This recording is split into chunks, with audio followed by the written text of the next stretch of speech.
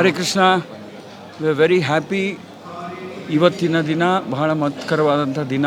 ಇಂದು ವಿಧಾನಸೌಧದಲ್ಲಿ ಕ್ಯಾಬಿನೆಟ್ ಕೊಠಡಿಯಲ್ಲಿ cabinet conference ರೂಮ್ನಲ್ಲಿ ಪ್ರಭುಪಾದರ ಸ್ಮಾರಕ ಭಾರತ ಸರ್ಕಾರ ಬಿಡುಗಡೆ ಮಾಡಿದಂಥ ನಾಣ್ಯವನ್ನು ನಾವು ನಮ್ಮ ರಾಜ್ಯದ ಗಣನೀಯ ಮಹನೀಯ ವ್ಯಕ್ತಿಗಳಿಗೆ ಹಾಗೂ ಮುಖ್ಯಮಂತ್ರಿಗಳಿಗೆ, ಮಾಜಿ ಮುಖ್ಯಮಂತ್ರಿಗಳಿಗೆ, ಸಭಾಧ್ಯಕ್ಷರಿಗೆ ಮತ್ತು ಕೆಲವಾರು ಮಂತ್ರಿಗಳಿಗೆ ಹಂಚುವಂಥ ಒಂದು ಅವಕಾಶ ಸಿಕ್ಕಿದೆ. ಅವರೆಲ್ಲರೂ ಕೂಡ ಈ ಕಾರ್ಯಕ್ರಮದಲ್ಲಿ ಭಾಗವಹಿಸಿ ಭಕ್ತಿವೇದಾಂತ ಸ್ವಾಮಿ ಶ್ರೀಲ ಪ್ರಭುಪಾದರ ಕೊಡುಗೆಗಳನ್ನು ಸ್ಮರಿಸಿದರು. ಶ್ರೇಷ್ಠ ಭಕ್ತರು ನಮ್ಮ ಸಂಸ್ಕೃತದ ಒಂದು ರಾಯಭಾರಿಯಾಗಿ ಪ್ರಪಂಚದಾದ್ಯಂತ ಪರ್ಯಟನ ಮಾಡಿ ಸಾವಿರಾರು ಕ್ಷೇತ್ರಗಳನ್ನು ನಿರ್ಮಾಣ ಮಾಡಿ ಕೋಟ್ಯಾಂತರ ಜನ ಭಕ್ತಾದಿಗಳನ್ನು ಸೃಷ್ಟಿ ಮಾಡಿ ಆ ಮಹಾಪುರುಷರು ಇವತ್ತು ನಾವು 125ನೇ ವಾರ್ಷಿಕೋತ್ಸವವನ್ನು ಆಚರಿಸುತ್ತಿದ್ದೇವೆ. ಈ ವರ್ಷವಿಡೀ ವಿಶೇಷ ಕಾರ್ಯಕ್ರಮಗಳನ್ನು ರೂಪಿಸುತ್ತಾ ಇದ್ದೇವೆ. ಈ ವರ್ಷವಿಡೀ ಪ್ರಪಂಚದಾದ್ಯಂತ ನಡೆಯುವ ಕಾರ್ಯಕ್ರಮಗಳಿಗೆ ಶುಭಾರಂಭ ಮಾಡಿದ್ದು ನಮ್ಮ ಪ್ರಧಾನಮಂತ್ರಿಯಾದ ಶ್ರೀಮಾನ್ ನರೇಂದ್ರ ಮೋದಿಯವರು. ಇವತ್ತಿನ ದಿನ ಕರ್ನಾಟಕದಲ್ಲಿ ಕೂಡ ಈ ಅನುಷ್ಠಾನ, ಈ ಒಂದು ಆಚರಣೆಯ ಮೂಲಕ ಈ ವರ್ಷವಿಡೀ ವಿಧವಾದಂಥ ಕಾರ್ಯಕ್ರಮಗಳು ರೂಪಿಸಿ ನಾವು ಈ ಪ್ರಚಾರ ಕಾರ್ಯವನ್ನು ಪ್ರಭುಪಾದರಿಗೆ ಮತ್ತಷ್ಟು ಹೆಮ್ಮೆ, ಗೌರವ ಬರುವಂತೆ ಮಾಡೋಕ್ಕೆ ಪ್ರಯತ್ನ ಪಡ್ತೀವಿ. ಹರೇ ಕೃಷ್ಣ. ನಿಮ್ಮ ಮಾತಾಡಿ. ವರದೆ ಕೃಷ್ಣ ಹೇಳ್ದಂಗೆ. This is Narahari Chaitanya Das, one of the branch president of South. We are celebrating the 125-year of our founder Acharya, which was recently the Prime Minister of India released the coin of 125. So we use the opportunity today to give that coin to our first person as such. He is the Chief Minister who spoke very eloquently and explained about two dharmas. Today they also released the law book, and it was coinciding with Srila Bhagavad Gita. So it was a great event attended by many ministers, many MLAs, and it was a very jubilant mood. And certainly government and our movement work together. We can do a lot of social service to the people. We can try to bring happiness, which is very difficult. Because of Sanatan Dharma, we are followers. Unless we go back to our roots, it is difficult to actually gain happiness. So through Krishna's teaching, with the government help, we will be able to do much more in the coming years. Thank you very much. Hare Krishna. Hare Krishna. ಇಂದು 125ನ ಶ್ರೀಲ ಪ್ರಭುಪಾದರವರ ಜನ್ಮದಿನ ಆಚರಣೆ ಇಡೀ ವಿಶ್ವದಲ್ಲಿ ಎಲ್ಲ ನಗರಗಳಲ್ಲಿ ನಡೀತಾ ಇದೆ. So ಹಾಗಾಗಿ ಇಂದು ನಮ್ಮ ಕನ್ನಡ ರಾಜ್ಯದಲ್ಲಿ, ಇಂದು ಈ ಬೆಂಗಳೂರಿನಲ್ಲಿ ನಮ್ಮ ವಿಧಾನಸೌಧದಲ್ಲಿ ಈ ಕಾರ್ಯಕ್ರಮ ಎಲ್ಲರಿಗೂ, ಈ ಗಣ್ಯರ ಜೊತೆಯಲ್ಲಿ ಇಂದು ನಾವು ಸಂಭ್ರಮದಿಂದ ಆಚರಣೆ ಮಾಡ್ತಾ ಇದ್ದೀವಿ. ಇಡೀ ಪ್ರಪಂಚಕ್ಕೆ ಬೇಕಾಗಿರುವಂಥ ಸುಖ ಶಾಂತಿ ಅನ್ನೋದು ನಾವು ಎಲ್ಲರೂ ಒಂದೇ ಅನ್ನೋದನ್ನು ನಾವು ಗುರುತಿಸ್ಕೊಂಡ್ರೆ ಆವಾಗ ಮಾತ್ರನೇ ಅದು ಸಾಧ್ಯ ಆಗುತ್ತೆ. ಅಥವಾ ನಾವು ಜಾತಿ, ಮತ, ಈ ಥರ ಭೇದಗಳನ್ನು ನಾವು ನೋಡ್ತಾ ಇರ್ತೀವಿ. ಆದರೆ ಆತ್ಮತತ್ವ ಅಂತ ಹೇಳಿದ್ರೆ ಅದು ಇಡೀ ಪ್ರಪಂಚದಲ್ಲಿ ಎಲ್ಲ ಜೀವರಾಶಿಗಳು, ಇನ್ಕ್ಲೂಡಿಂಗ್ ಹ್ಯೂಮನ್ ಬೀಯಿಂಗ್ಸ್, ಎಲ್ಲರೂ ಒಂದೇ ಅನ್ನೋದು ನಮಗೆ ಅರ್ಥ ಆಗುತ್ತೆ ಅನ್ನೋದನ್ನು ಶ್ರೀಲ ಪ್ರಭುಪಾದರು ಈ ಇಡೀ ಪ್ರಪಂಚಕ್ಕೆ ಅವರು ರಾಯಭಾರಿಯಾಗಿ ಈ ಸಂದೇಶವನ್ನು ಕೊಟ್ಟಿದ್ದಾರೆ. ಅವರ ಕೊಡುಗೆಗಳು ಆದಂಥ 77ಕ್ಕೂ ಮೇಲೆ ಪುಸ್ತಕಗಳಿಂದ ಶ್ರೀಲ ಪ್ರಭುಪಾದರು ಈ ಮನುಷ್ಯರ ಜೀವನದಲ್ಲಿ ಇರುವಂಥ ಎಲ್ಲ ಗೊಂದಲಗಳಿಂದ ವಿಮುಕ್ತಿಯಾಗಿ ಸುಖ ಶಾಂತಿ ಮತ್ತು ಸಮೃದ್ಧಿಯನ್ನು ಪಡೆಯೋದಕ್ಕೆ ಒಂದು ಒಳ್ಳೆಯ ವೇದಿಕೆಯನ್ನು ಅವರು ಇಸ್ಕಾನ್ ಅನ್ನೋದನ್ನು ಸ್ಥಾಪನೆ ಮಾಡಿ ಈ ವಿಶ್ವಕ್ಕೆ ಜ್ಞಾನವನ್ನು ಬೋಧಿಸಿದ್ದಾರೆ. ಬನ್ನಿ ಎಲ್ಲರೂ ಶ್ರೀಲ ಪ್ರಭುಪಾದರ ಪುಸ್ತಕಗಳನ್ನು ಓದಿ ಜೀವನದಲ್ಲಿ ಆನಂದವನ್ನು ಪಡೆಯಿರಿ. ಧನ್ಯವಾದಗಳು. ಹರೇ ಕೃಷ್ಣ. ಹಾಗೂ ಮುಖ್ಯಮಂತ್ರಿಗಳ ಸ್ಟಾಫ್ ಅನೇಕ ರೀತಿಯಲ್ಲಿ ಈ ಕಾರ್ಯಕ್ರಮವನ್ನು ನಡೆಸಿಕೊಳ್ಳಿಕ್ಕೆ ನಮಗೆ ಸಹಾಯ ಮಾಡಿದ್ದಾರೆ. ಹಾಗೂ ನಮ್ಮ ಪತ್ರಕರ್ತ ಮಿತ್ರರಾದಂಥವ್ರಿಗೆಲ್ಲರಿಗೂ ನಾನು ಆಹ್ವಾನ ಮಾಡುತ್ತೇನೆ. ಹಾಗೂ ನಮ್ಮ ಇಸ್ಕಾನ್ ಸಂಸ್ಥೆಯ ಹಿರಿಯ ಮುಖಂಡರು ದಕ್ಷಿಣ ಭಾರತದ ಕೆಲವಾರು ಕಡೆಗಳಿಂದ ಬಂದಿದ್ದಾರೆ. ಅವರನ್ನು ಕೂಡ ನಾನು ಆಹ್ವಾನಿಸುತ್ತೇನೆ. Thank you very much. Hare Krishna.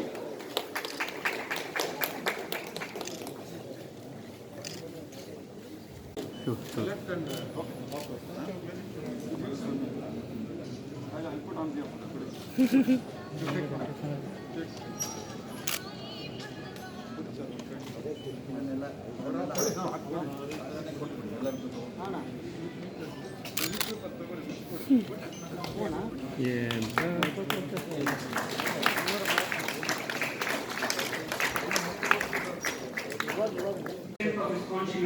tray itself. HDR welcome the dignitaries and the gathering. Hare Krishna. ಇವತ್ತಿನ ದಿನ ನಾವು ಶ್ರೀಲ ಪ್ರಭುಪಾದರ 120 ನಮ್ಮ ಈ ಇಸ್ಕಾನ್ನ 1966ರಲ್ಲಿ ನ್ಯೂಯಾರ್ಕಲ್ಲಿ ಆರಂಭ ಮಾಡಿದ್ದಾರೆ ಇಸ್ಕಾನ್ ಸಂಸ್ಥೆಯನ್ನು. ಸೊ ಇವತ್ತು ಜಗತ್ತಿನಾದ್ಯಂತ ಕೋಟ್ಯಾಂತರ ಜನರು ಇಸ್ಕಾನ್ ಸದಸ್ಯರಾಗಿ ಮತ್ತು ಇಸ್ಕಾನ್ನ ಒಂದು ಮುಂದುವರಿತಾ ಇದ್ದಾರೆ, ಅದನ್ನ ಮುಂದುವರಿಸಿಕೊಂಡು ಹೋಗ್ತಾ ಇದ್ದಾರೆ, ಕಾರ್ಯಕ್ರಮಗಳಲ್ಲಿ ಭಾಗವಹಿಸ್ತಾ ಇದ್ದಾರೆ. ಹಾಗೆ ಶ್ರೀಲ ಪ್ರಭುಪಾದರ ಬಗ್ಗೆ ಸ್ವಲ್ಪ ಮಟ್ಟಿಗೆ ನಾವು ತಿಳ್ಕೊಬೇಕಾದ್ರೆ, ಶ್ರೀಲ ಪ್ರಭುಪಾದರು ಪ್ರಮುಖ ವ್ಯಕ್ತಿಗಳಲ್ಲಿ ಒಬ್ಬರಾದ ಜಗತ್ತಿನಾದ್ಯಂತ ಆಗಿದ್ದಾರೆ. ಅದರಲ್ಲಿ ಮುಖ್ಯವಾಗಿ ಅವರು ಮಹಾನ್ ವಿದ್ವಾಂಸರು ಮತ್ತು ತತ್ವಜ್ಞಾನಿಗಳು, ಹಾಗೆ ಸನಾತನ ಧರ್ಮದ ಮುಖ್ಯ ಲೇಖಕರಾಗಿ ಹಾಗೂ ಮಹಾನ್ ಭಕ್ತರಾಗಿ, ಶ್ರೀಕೃಷ್ಣನ ಭಕ್ತರಾಗಿ ಹಾಗೂ ಸಾಂಸ್ಕೃತಿಕ ರಾಯಭಾರಿಯಾಗಿ ನಾವು ಕೊಂಡಾಡಬಹುದು. Expand this movement.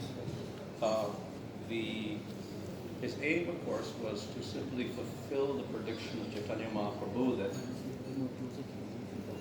the name of Krishna be spread all over the world in Sankirtan. And before people would imagine this maybe was impossible to do, because we see that Western countries particularly are not much interested in religion anyway, and if they are, they're more interested in other religions. So it looked impossible.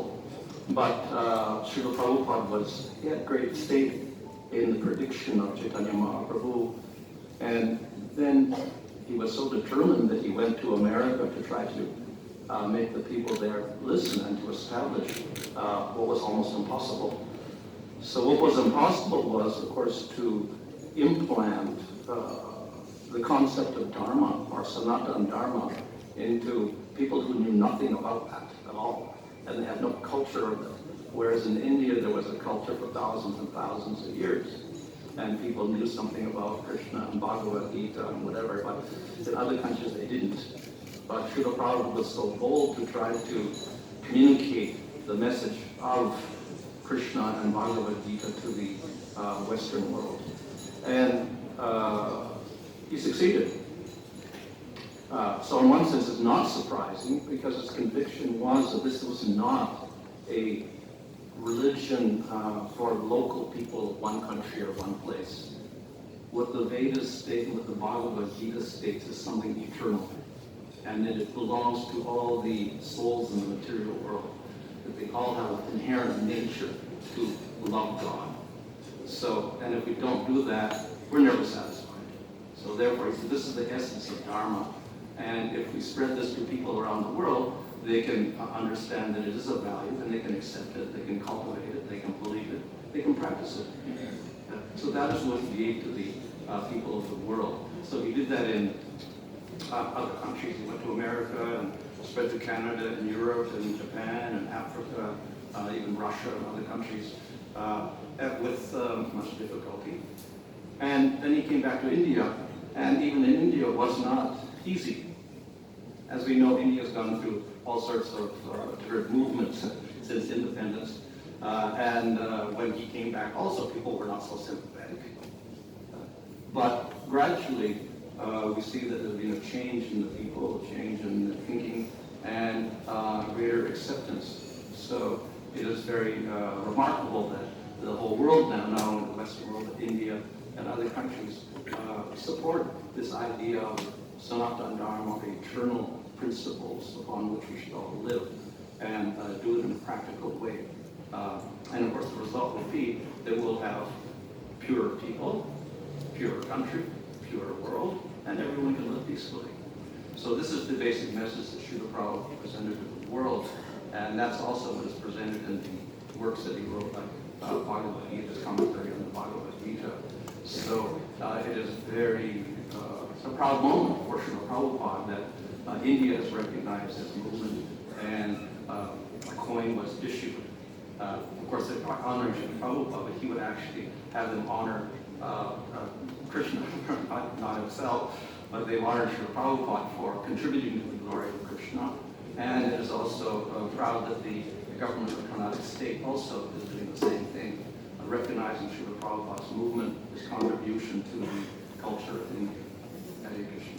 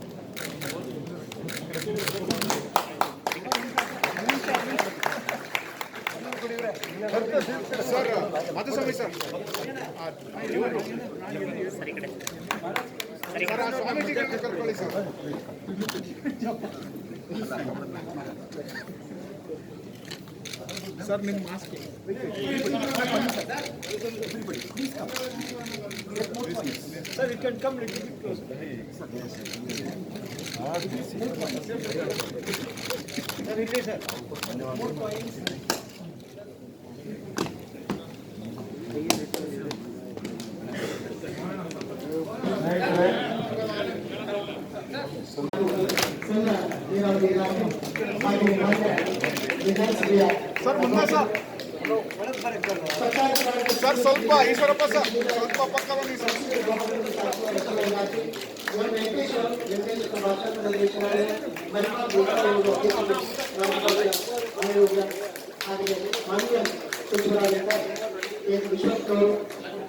Shri ನಾರಾಯಣವರು ಅನಗ Jnanendra ಅವರು ಮತ್ತು ಅಂಗಾರ ಅವರು. ಮಾನ್ಯ ಮುಖ್ಯಮಂತ್ರಿಗಳೇ, ಮಾನ್ಯ ಯಡಿಯೂರಪ್ಪನವರೇ, ಮಾನ್ಯ ಸ್ವಾಮೀಜಿಯವರೇ, ವೇದಿಕೆ ಆಸೀನರಾಗಿರುವ ಎಲ್ಲ ಮಂತ್ರಿಮಂಡಲದ ಹಿರಿಯ ಸಚಿವರೇ, ಮಾನ್ಯ ಶಾಸಕರೇ, ನಾವು ಇಲಾಖೆ ವತಿಯಿಂದ ಕಾನೂನು ಪದಕೋಶನ ಇವತ್ತು ಕನ್ನಡದಲ್ಲಿ ಬಿಡುಗಡೆ ಮಾಡ್ತಾ ಇದ್ದೀವಿ.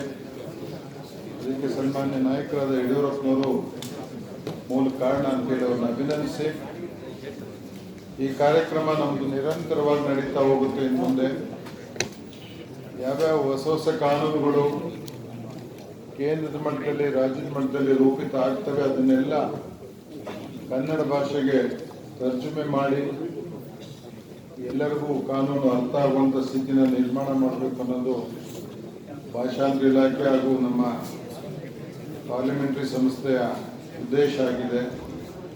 ಬಹಳ ಉಪಯುಕ್ತವಾದ ಮಾಹಿತಿಗಳನ್ನು ನಾವು ಈ ಗ್ರಂಥಗಳಲ್ಲಿ ಕೊಡ್ತಾ ಇದ್ದೀವಿ. ಅದನ್ನು ಇದಾದ ನಂತರ ಶಾಸಕರಿಗೆಲ್ಲ ತಲುಪಿಸೋ ವ್ಯವಸ್ಥೆನೂ ಕೂಡ ನಾವು ಮಾಡ್ತೀವಿ ಅಂತ ಹೇಳ್ತಾ, ಇವತ್ತೇನು ಇಸ್ಕಾನ್ ವತಿಯಿಂದ ಈ ಕಾರ್ಯಕ್ರಮ ಆಗಿದೆ, ಪ್ರಭುಪಾದ ಅವರ ಹೆಸರಲ್ಲಿ ನಮ್ಮ ಸನ್ಮಾನ್ಯ ರಾಷ್ಟ್ರದ ಪ್ರಧಾನಿಗಳಾದ ನರೇಂದ್ರ ಮೋದಿಯವರು ಅವರ 125ನೇ ಜನ್ಮ ಆಚರಣೆ ಮಾಡೋ ಕಾಲದಲ್ಲಿ 125 ರೂಪಾಯಿ ಕಾಯಿನನ್ನು ದೇಶಕ್ಕೆ ಅರ್ಪಿಸಿರ್ತಾರೆ. ನಮ್ಮ ಮಹಾನಾಯಕರಾದ ನರೇಂದ್ರ ಮೋದಿಯವರು ಮಾಡಿದಂಥ ಕಾರ್ಯಕ್ರಮದ ಹಿನ್ನೆಲೆಯಲ್ಲಿ ಇಸ್ಕಾನ್ ಸಂಸ್ಥೆ ವತಿಯವರು ಈ ನಾಣ್ಯವನ್ನು ಸರ್ಕಾರಕ್ಕೆ, ಅದು ಸನ್ಮಾನ್ಯ ಮುಖ್ಯಮಂತ್ರಿಗಳಿಗೆ ಅರ್ಪಣೆ ಮಾಡಬೇಕು ಅಂತ ಹೇಳಿದಾಗ, ನಾನು ಸನ್ಮಾನ್ಯ ಮುಖ್ಯಮಂತ್ರಿಯವರು ಹಾಗೂ ಸ್ಪೀಕರ್ ಅವ್ರನ್ನ ರಿಕ್ವೆಸ್ಟ್ ಮಾಡಿಕೊಂಡು ಈ ಕಾರ್ಯಕ್ರಮನ ಆಯೋಜನೆ ಮಾಡಿದ್ದೇವೆ. ಸುದೈವಕ್ಕೆ ನಮ್ಮ ನಾಯಕರಾದ ಯಡಿಯೂರಪ್ಪನವರು ಕೂಡ ಇವತ್ತು ನಮ್ಮ ಜೊತೆ ಇದೆ. ಧಾರ್ಮಿಕ ಕ್ಷೇತ್ರಗಳಲ್ಲಿ ಭಾರತದ ರಾಯಭಾರಿಗಳಲ್ಲಿ ಕೆಲಸ ಮಾಡಿದ ಅತ್ಯಂತ ಗಣ್ಯರಲ್ಲಿ ಪ್ರಭುಪಾದರೊಬ್ಬರು.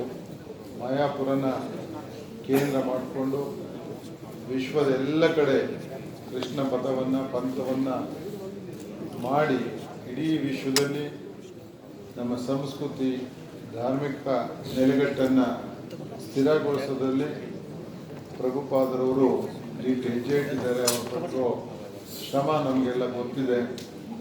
ನಾನು ಅವರ ಎಲ್ಲ ಆಯಾಮಗಳನ್ನು ಮಾಯಾಪುರದಿಂದ ಇಲ್ಲಿವರೆಗೆ ನೋಡಿದ್ದೀನಿ ಅಂತ ಹೇಳ್ತಾ ಅವರನ್ನು ನಮ್ಮ ಪ್ರಧಾನಿಗಳು ಸ್ಮರಣೆ ಮಾಡಿಕೊಂಡು ನಾಣ್ಯ ಬಿಡುಗಡೆ ಮಾಡಿದ್ದು ಅತ್ಯಂತ ಶ್ರೇಷ್ಠ ಗೌರವ ಅಂತ ಹೇಳಿ ಈ ಕಾರ್ಯಕ್ರಮಕ್ಕೆ ಬಂದ ಎಲ್ಲರಿಗೂ ನಿಮಗೆ ಅಭಿನಂದಿಸಿ, ಸನ್ಮಾನ್ಯ ಮುಖ್ಯಮಂತ್ರಿಗಳು ಒಂದೆರಡು ಮಾತಾಡಬೇಕು. ಅನಂತರ ಮಾನ್ಯ ಗೌರವಾನ್ವಿತ ಸ್ಪೀಕರ್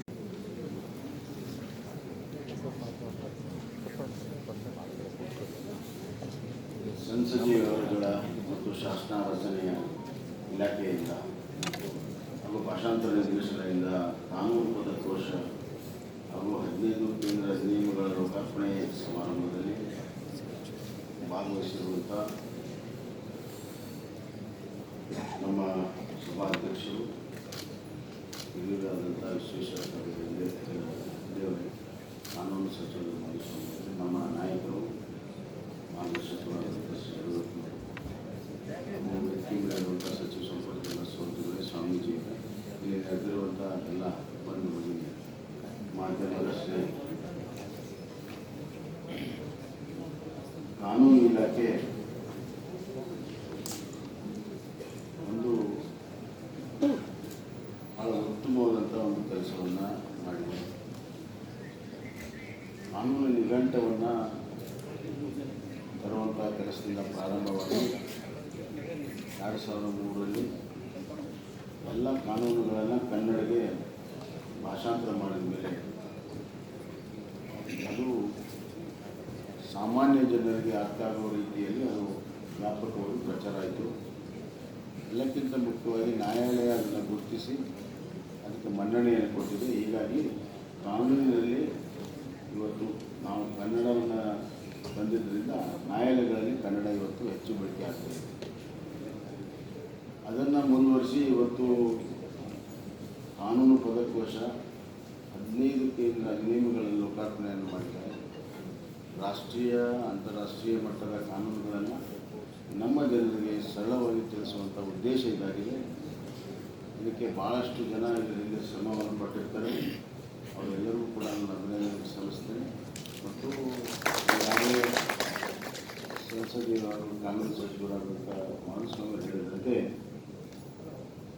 ಹಿಂದೆ ನಮ್ಮ ಮುಖ್ಯಮಂತ್ರಿಗಳಾಗಿದ್ದಂಥ ಸನ್ಮಾನ್ಯ ಬಿ ಎಸ್ ಯಡಿಯೂರಪ್ಪನವರ ಒಂದು ಪ್ರೋತ್ಸಾಹ ಬೆಂಬಲದಿಂದ ಈ ಎಲ್ಲವನ್ನು ಕೂಡ ಮಾಡೋಕ್ಕೆ ಸಾಧ್ಯ ಆಗಿದೆ ಅನ್ನೋದನ್ನು ಕೂಡ ಈ ಸಂದರ್ಭದಲ್ಲಿ ನಾನು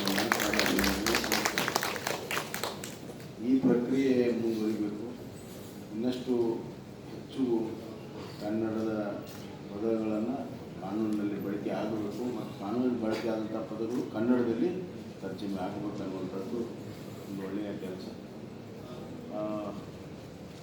ಇನ್ನೊಂದು ಕಾರ್ಯಕ್ರಮ ಇಸ್ಕಾನ್ ವತಿಯಿಂದ ಇವತ್ತು ನಮ್ಮ ಆಚಾರ್ಯ ಪರಮ ಪೂಜ್ಯ ಶ್ರೀ ಭಕ್ತಿ ವೇದಾಂತ ಸ್ವಾಮಿ ಪ್ರಭುಪಾದವರ 125ನೇ ಜನ್ಮದಂದು ನಮ್ಮ ನಾಯಕರು ಮತ್ತು ಪ್ರಧಾನಮಂತ್ರಿಗಳಾದಂಥ ನರೇಂದ್ರ ಮೋದಿಯವರು ಏನು ಕಾಯಿನನ್ನು ಬಿಡುಗಡೆ ಮಾಡಿದರು ಅದನ್ನು ಇಲ್ಲಿ ಇವತ್ತು ನಮ್ಮೆಲ್ಲರೂ ಕೂಡ ಮುಖಾಂತರ ಅದನ್ನು ಇನ್ನಷ್ಟು ನಮ್ಮ ಪ್ರಭುಪಾದವರ ಒಂದು ಗೌರವವನ್ನು ಹೆಚ್ಚಿಸುವಂಥ ಕೆಲಸವನ್ನು ಇಸ್ಕಾನ್ ಸಂಸ್ಥೆ ಮಾಡಿದೆ. ಈ ಎರಡೂ ಕಾರ್ಯಕ್ರಮ ಕೇಂದ್ರದ ಮುಖ್ಯವಾದಂಥ ಮಾಧುಸ್ವಾಮಿಗಳು ಅಚ್ಚುಕಟ್ಟಾಗಿ ನಡೆಸಿಕೊಟ್ಟಿದ್ದಾರೆ. ಒಂದೇ ಒಂದು ಕೊನೆಯ ಮಾತು ಹೇಳಲಿಕ್ಕೆ ಇಚ್ಛೆಪಡ್ತೀನಿ. ನ್ಯಾಯ, ನೀತಿ, ಧರ್ಮ ಇವೆಲ್ಲ ಒಟ್ಟಿಗೆ ಹೋಗುವ. ಎಲ್ಲಿ ನ್ಯಾಯ ಇರ್ತದೆ ಅಲ್ಲಿ ನೀತಿ ಇರಲೇಬೇಕು, ಎಲ್ಲಿ ನ್ಯಾಯ ನೀತಿ ಇರ್ತದೆ ಅಲ್ಲಿ ಧರ್ಮ ಇರಲೇಬೇಕು. ಹೀಗಾಗಿ ಒಂದು ಕಡೆ ಕಾನೂನಿನ ಪದಕೋಶವನ್ನು ಬಿಡುಗಡೆ ಮಾಡುತ್ತಾ, ಇನ್ನೊಂದು ಕಡೆ ಪ್ರಭುಪಾದರನ್ನು ನೆನಪು ಮಾಡಿಕೊಂಡು ಅವರು ಹಾಕಿಕೊಟ್ಟಂಥ ಕೃಷ್ಣನ ಪಥವನ್ನು ಯಾವ ರೀತಿ ಕೃಷ್ಣನ ಮಾರ್ಗದರ್ಶನ ಭಗವದ್ಗೀತೆಯಲ್ಲಿ ಬದುಕಿಗಿದೆ ಅದನ್ನು ಅತ್ಯಂತ ಸರಳವಾಗಿ ಭಕ್ತರಲ್ಲಿ ಉತ್ಸಾಹ ಮುಖಾಂತರ ಅದನ್ನು ಅವರು ಇಡೀ ಜಗತ್ತಿನಲ್ಲಿ ತುಂಬಿದರು.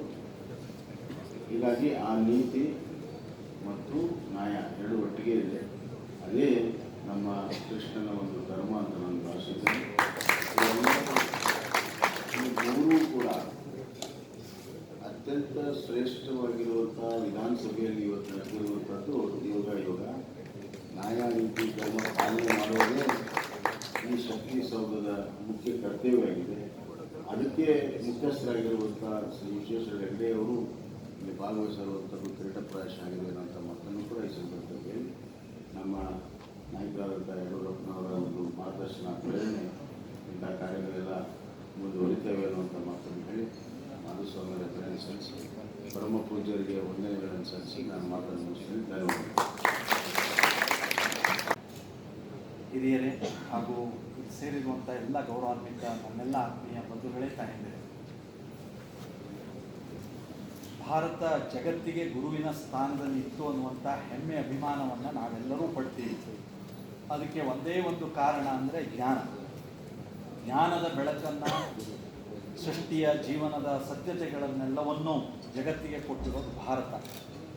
ನಮ್ಮ ವೇದಗಳು ಉಪನಿಷತ್ತುಗಳಿಂದ ಒಳಗೊಂಡಂತೆ ಅನೇಕ ಸಾಧುಗಳು, ಸನ್ಯಾಸಿಗಳು, ಅನೇಕರು ತಮ್ಮ ಜೀವನವನ್ನೇ ತ್ಯಾಗ ಮಾಡಿ ಸೃಷ್ಟಿಯ ಸತ್ಯವನ್ನು ಕಂಡುಹಿಡಿಯೋದಕ್ಕೆ ಪ್ರಯತ್ನವನ್ನು ಮಾಡಿರುವಂಥದ್ದು ಭಾರತ. ಹಾಗಾಗಿ ಭಾರತದ ಈ ಜ್ಞಾನದ ಬೆಳಕನ್ನು ಜಗತ್ತಿಗೆ ಕೊಟ್ಟಿರೋದು, ಜಗತ್ತಿನ ಗುರುವಾಗಿ ಇದ್ದಂಥದ್ದು. ಕಾಲದಲ್ಲಿ ಈ ಜ್ಞಾನದ ಬೆಳಕನ್ನು ಜಗತ್ತಿಗೆ ನೀಡುವಂಥ ಪ್ರಯತ್ನವನ್ನು ಅನೇಕ ಮಹಾಪುರುಷರುಗಳು ಮಾಡಿದ್ದಾರೆ. ನಾವೆಲ್ಲರೂ ಸ್ವಾಮಿ ವಿವೇಕಾನಂದರನ್ನು ಸ್ಮರಿಸ್ಕೊಳ್ತೀವಿ. ಅವರು ಜಗತ್ತಿಗೆ ಆ ದೊಡ್ಡ ಭಾರತದ ಕೊಡುಗೆಯನ್ನು ಕೊಟ್ಟಂಥವ್ರು. ಇವತ್ತು ನಾವು ಇಸ್ಕಾನ್ ಮೂಲಕ, ಸ್ವಾಮಿ ಪ್ರಭುಪಾದರ ಮೂಲಕ ಭಾರತದ ಜ್ಞಾನದ ಸಂಗ್ರಹವಾದಂತಹ ಭಗವದ್ಗೀತೆಯನ್ನು ಈ ಜಗತ್ತಿಗೆ ಪರಿಚಯಿಸಿರುವಂತಹ ಶ್ರೇಷ್ಠ ಕೆಲಸವನ್ನು ಮಾಡಿರೋರ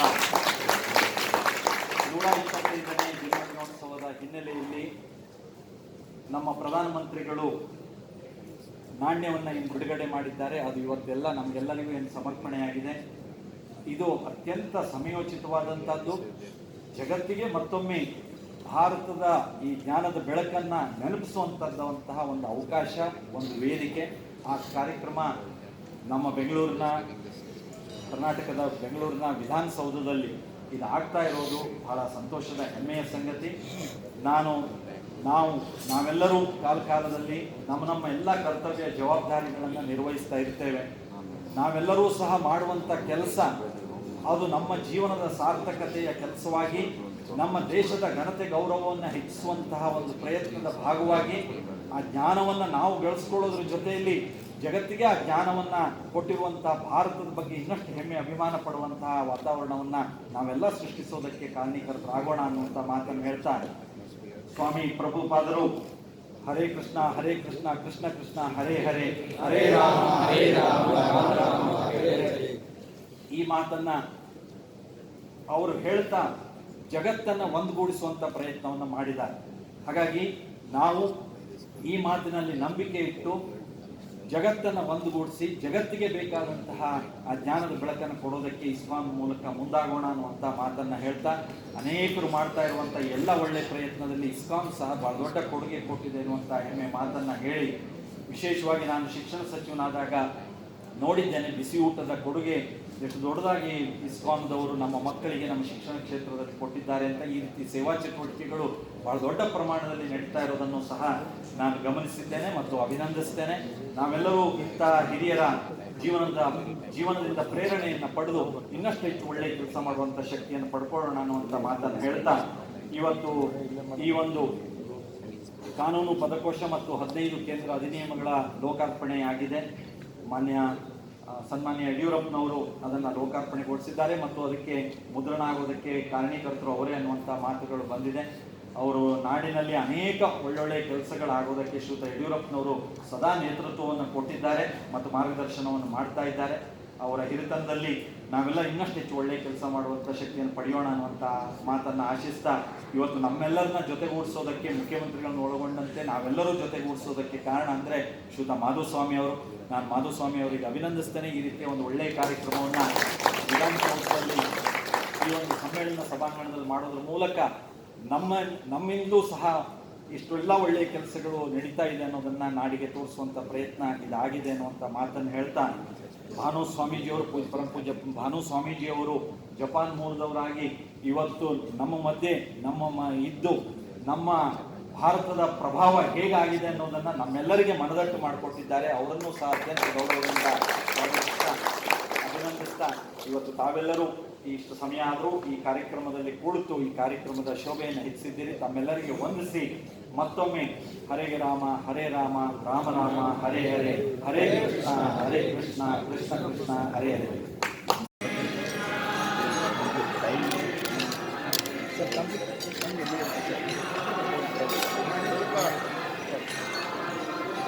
ನನಗೇನು ಅರ್ಥ ಆಗಲ್ಲ. ನನಗೇನು ಅರ್ಥ ಆಗಲ್ಲ. ಇದು ಅನಾಲಿಸಿಸ್.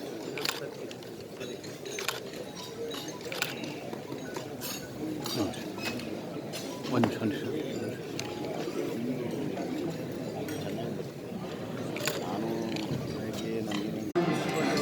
ಕೃಷ್ಣ ಕೃಷ್ಣ ಹರಿ ರಾಮ